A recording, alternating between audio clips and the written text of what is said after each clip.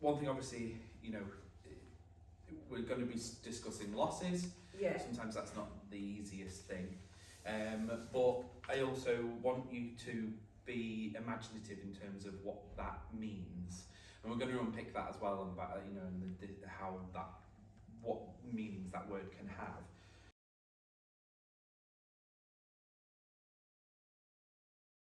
And what I want you to think about is I want to just start creating a long list, and we'll put these up, and then the next workshop we can add to them and see where. So this is a long list of anything you've ever lost.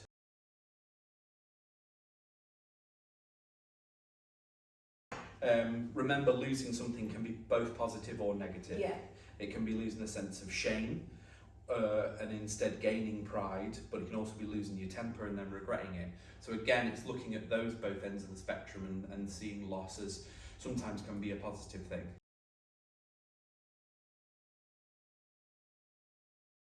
Yeah, this is a kind of a quick fire list of things that you yourself personally you've ever lost.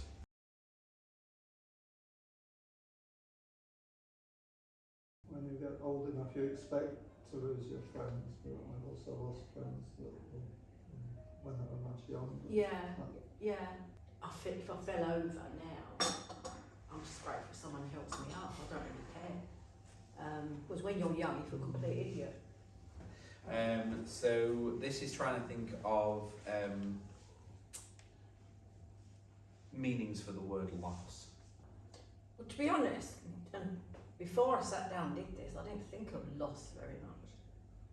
You don't. I mean, I don't know about you, but being a certain age now, I feel more what I've gained. I wrote down 3 things that I'd lost, but 2 of them I got back again. We've all got parents, grandparents, great-grandparents who were in that war. And they were ordinary people. And they actually did extraordinary things. So there's some paper there, and there's pencils, and as I said, it can whatever you want that submission to be.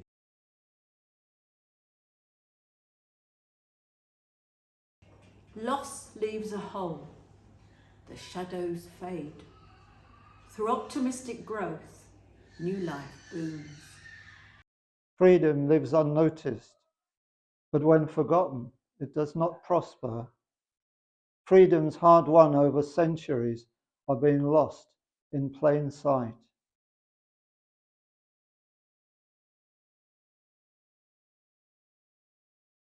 Yeah, you'll find that. You know, mates. I know, right? Oh, darling. Today is solely focused on the light installation that's happening in More Space.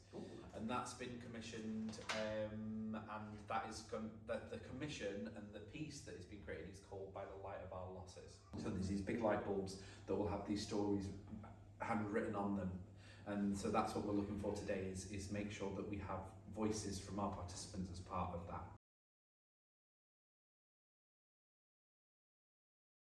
Yeah, I might have to put inhibitions, but you'll have to spell it. Yeah, oh God, don't.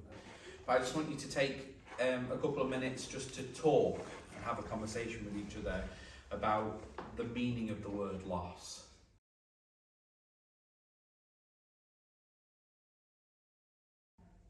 One of my great losses is losing, well, my family, this is a weird way of putting it. My children no longer needing me, and it's a loss of being a mother. And you've already lost that with your career. Yeah. You know, when I was made redundant, I lost this role. I was a manager of an education facility, and I was Jane, the organiser of it. No, I'm trying to think about gains as well as losses. Yeah. Gains, things that you gain through loss. And I think one of those things is kind of freedom from that responsibility. It is, isn't it? It swings and roundabouts. There's 2 sides of the same You coin. lose your job, but you gain freedom to explore. You lose your children to adulthood, but you gain. well, you're not responsible for them anymore. Yeah, In a yeah, way, that's it's positive. I lost my husband this year, so that's a big loss. And I lost my life partner and my security blanket. Yeah, yeah. But in a way, I've kind of gained more independence because you have to be. Yeah. Yeah, You know, yeah. you've got So to in be. every situation when you lose, there's even a smaller minute of something that you gained. Yeah.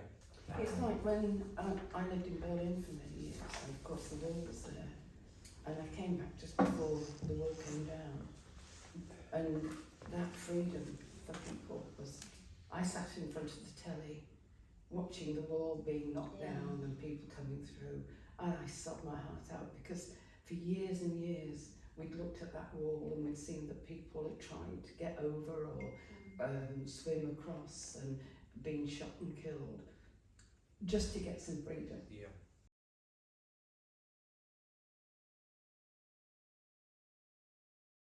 Being a prisoner inside your home because of fear is no kind of freedom.